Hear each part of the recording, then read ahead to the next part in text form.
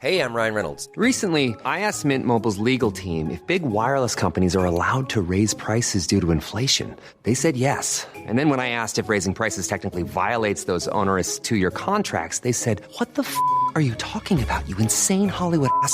So to recap, we're cutting the price of Mint Unlimited from $30 a month to just $15 a month. Give it a try at mintmobile.com/switch. $45 up front for 3 months plus taxes and fees. Promo rate for new customers for limited time. Unlimited more than 40 gigabytes per month. Slows full terms at mintmobile.com. 7 things you don't really need to know, but probably should. I'm Ciara Revan, and this is the Sunday 7. On today's episode of the award-winning Smart 7, we find out why Meta is in trouble over deepfakes. We investigate the secret of Neanderthals, and there's good news on prostate cancer and why you could be getting a friend request from a parrot. It's all to come on today's episode of the Sunday 7. And if you're enjoying this episode, please do like and follow to get the latest 7 days a week at 7 a.m. Before we start, on this day in 1930, Amy Jenson became the first woman to fly solo between England and Australia. She took off from Croydon and travelled 11,000 miles in a single-engine plane, landing in Darwin, Australia 21 days later. She received a CBE for her efforts, and you can still see her plane at the London Science Museum.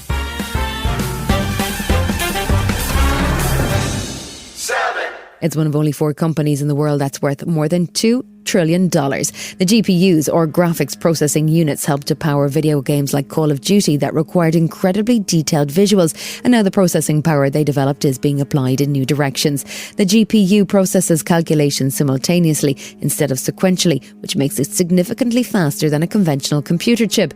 That power is now being harnessed in as a new AI supercomputer, and Nvidia CEO Jenson Huang spoke to 60 Minutes this week and took them inside the high-tech developments that his company has been working on. It does quadrillions of calculations a second. It's just insane numbers. We're hoping that it does things that surprise us. That's the whole point. In some areas like drug discovery, designing better materials that are lighter, stronger, we need artificial intelligence to help us explore the universe in places that we could have never done ourselves. He has quite a different vision too for the purpose of AI, seeing it as a way to enable more people to program computers directly and removing the need for a specialist skill set. It is our job to create computing technology such that nobody has to program, and that the programming language is human.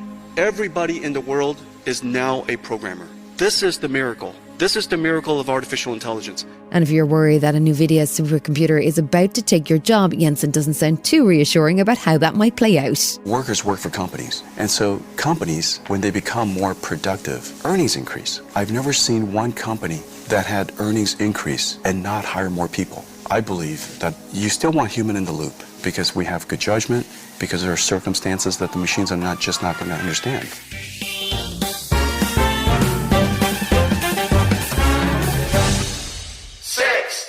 We've pointed out a few times on the Sunday 7 that 2024 seems to be the year that big tech is getting battered by big law. Between lawsuits over intellectual property and pushback on tech from governments and regulators, it seems as though the landscape is shifting for social media companies. Now, with the European elections due in June, the European Union has opened an investigation into Meta, specifically Facebook and Instagram. When it comes to big tech versus big law, we need a big brain, and that means there's only one man we can call, the Smart 7's tech guru, Will Guyatt. So, Will, what's the EU trying to do with Meta? This big move into investigating electoral disinformation on Meta's Facebook and Instagram platforms conveniently drops ahead of big EU elections across 27 countries in June. This is essentially a slap around the face for Mark Zuckerberg to ensure the company more aggressively polices bad political behaviour.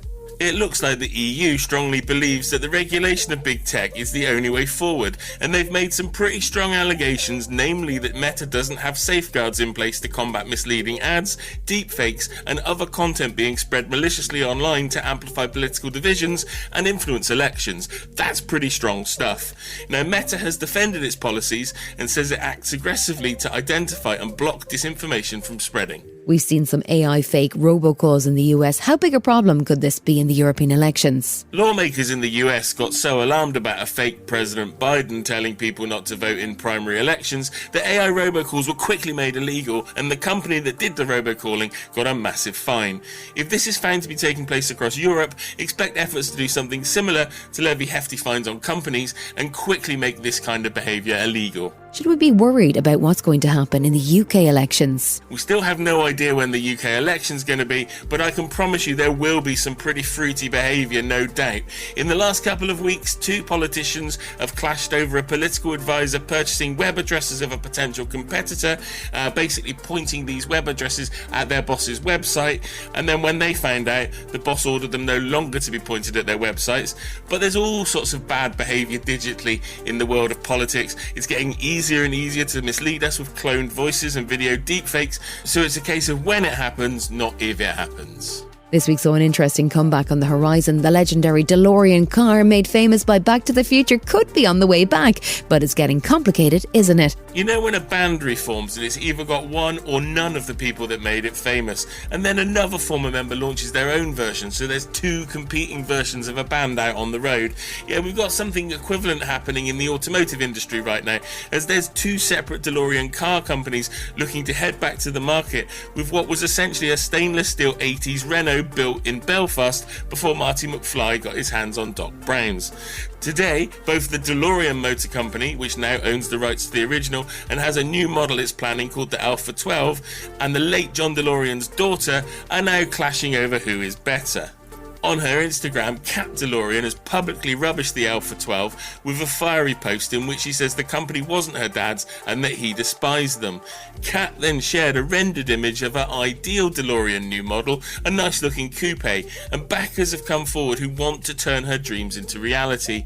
Good God, this is a bit like what happened to the band UB40 all over again. And before we go, Will, what's going on with Apple and their alarm fails? In perhaps the ultimate betrayal possible by your smartphone, thousands of people worldwide have found their iPhone alarms have failed to go off. Some have even said they set 5 alarms in a row and none of them happened and they turned up late for work. Now, there's loads of different and even occasionally bonkers theories online about what's happened here, but the long and short of it is there's a software problem. Apple don't typically say much in these situations, but they have said they're aware of the problem and they're working hard on a fix. Still to come, we discover the secrets of Neanderthals and good news from men across the UK.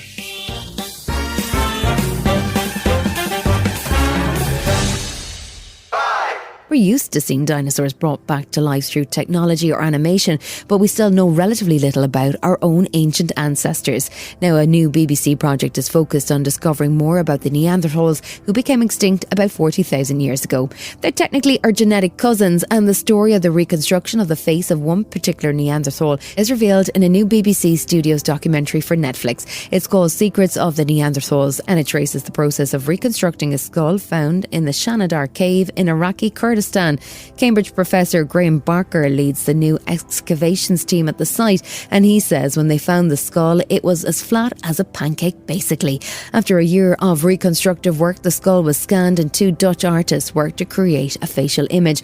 Dr. Emma Pomeroy is a paleonthologist from the University of Cambridge who worked on the reconstruction project, and she says it was fascinating how much information they could gather. We can say that she's Neanderthal from various features. So perhaps the most obvious one is this quite large brow ridge that runs across above the eyes, but also things like the shape of the nose. So the nose is quite wide at the top, and also this part of the face, what we call the mid-face, is kind of puffed out, and that's a very Neanderthal characteristic as well. We've been able to say that she's a she, and that's partly based on the other bones that we found. We can also say that she was pretty old for a Neanderthal at the time that she died.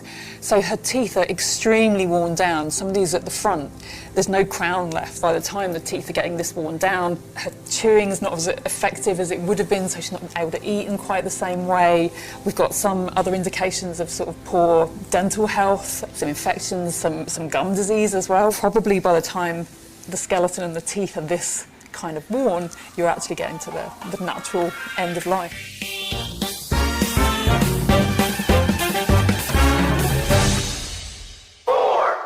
Prostate cancer is responsible for about 12,000 deaths in the UK each year, but up until now there's been no formal screening programme to detect the disease. The two primary means of testing have been a blood test looking for what's called PSA or protein-specific antigen, but it's not always effective, or biopsies, which are difficult to carry out quickly.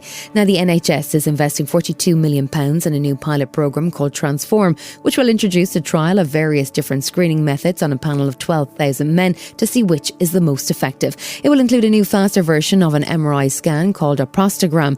Laura Kirby is CEO of Prostate Cancer UK, and she says it could be a huge breakthrough. Prostate Cancer UK worked in consultation with the National Screening Committee and National Institute for Health and Care Research to make sure that the trial will provide the evidence needed to revolutionise prostate cancer diagnosis. It will compare multiple methods of screening and compare these against how men are tested now to find the safest, most accurate and most cost-effective way to screen men for prostate cancer. The massive scale of the trial will also enable the team to create a biobank of samples, images and data at scale never seen before in prostate cancer. This will be available to all kinds of cancer researchers and is predicted to spur a wave of new discoveries and provide a platform to prove the accuracy of the next generation of diagnostics. Still to come on the Sunday 7, good news for white bread fans and why you might bump into a parrot on the internet. Right after this. Quality sleep is essential. That's why the Sleep Number Smart Bed is designed for your ever-evolving sleep needs. Need a bed that's firmer or softer on either side? Helps you sleep at a comfortable temperature? Sleep Number Smart Beds let you individualize your comfort, so you sleep better together. J.D. Power ranks Sleep Number #1 in customer satisfaction with mattresses purchased in-store. And now, save 40% on the Sleep Number Limited Edition Smart Bed for a limited time. For J.D. Power 2023 award information, visit jdpower.com/awards. Only at Sleep Number stores or sleepnumber.com. Welcome back.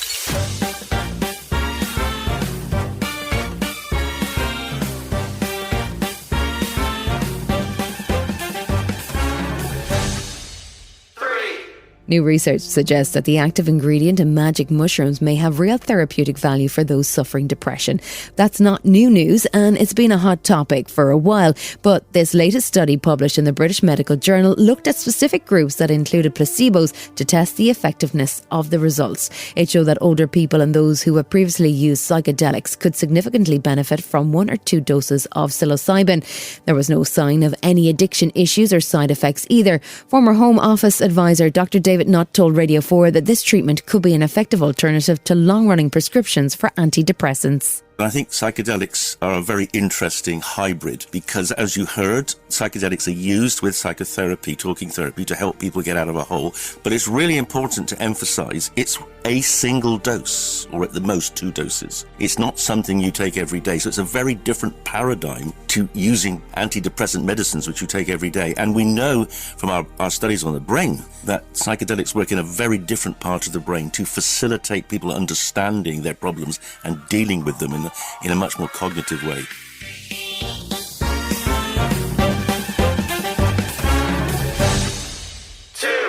The world of bread, much like the world of fashion, has trends, and white bread has been out of favour for some time now. With sourdoughs and granary breads and all kinds of fancy and healthier options, the humble sliced pan has faded from favour. But researchers from Aberystwyth University have been working with organic flour maker Shipton Mills to find ways to improve the nutrition and healthy content of white bread. They're experimenting with adding peas, beans and oats to traditional wheat flour to make it healthier, and hope to have the new product on shelves within 2 years.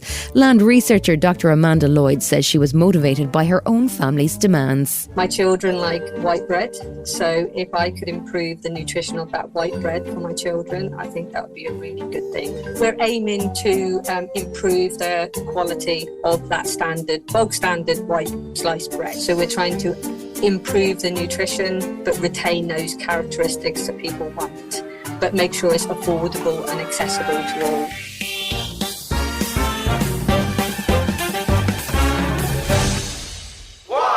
We all spend probably too much time on the internet, and it can be a tricky place with trolls and scammers. But what if you bumped into a parrot online? There's an intriguing project which has been carried out by researchers at the University of Glasgow that suggests animals like lemurs and parrots might actually enjoy being online.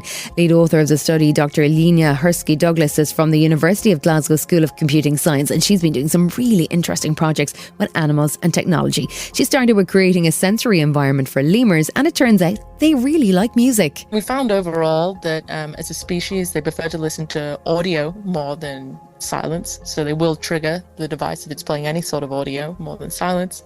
However, as different species, they listen differently. So brown lemurs, for instance, interact much longer than black and white lemurs. However, though, if we go down into an individual level, and this doesn't surprise anyone who knows about audio themselves, as individuals, we have different audio preferences as well. She didn't stop there, though, and teamed up with researchers from the US's Northeastern University to study the social life of parrots in more detail. They trained the birds how to use Facebook Messenger for video calls and set up friend lists for them, and were amazed at the results. Parrots are notoriously often kept alone, often never see another one of their same species, kept as pets frequently, especially in the US. And so I started to look into building video call devices for parrots. So I started to build devices where parrots could video call each other. From this, we found that parrots had favorite friends, if we call it like this. They had parrots they preferred to call. And how parrots were using and this video call device was by using tablets in the same way we would do, but they use it with their tongue. It's not so easy to train a parrot to use a touchscreen with their tongue. And from sort of all this research about parrots using and controlling touchscreens, I started to wonder if, in the same way that we have looked at humans on how best we can use touchscreens, and we have all various different screens in our life now, from watches to tablets to, VR and all these different sorts of interfaces, if we can improve the interfaces for parrots as well. This has been the Sunday 7. Wherever you're listening, do us a favour and hit the follow button. We'll be back tomorrow at 7 a.m. with the regular Smart 7. Have a great rest of your weekend. Written, produced and published by Daft Doris. When you make decisions for your company, you look for the no-brainers. If you have a lot of mailing to do, Stamps.com is the ultimate no-brainer. Use the Stamps.com mobile app to mail everything you need to keep your business running with up to 89% off USPS and UPS. Make the same no-brainer decision as over 1 million other businesses with Stamps.com. Use code PROGRAM for a special offer. That's Stamps.com, code PROGRAM.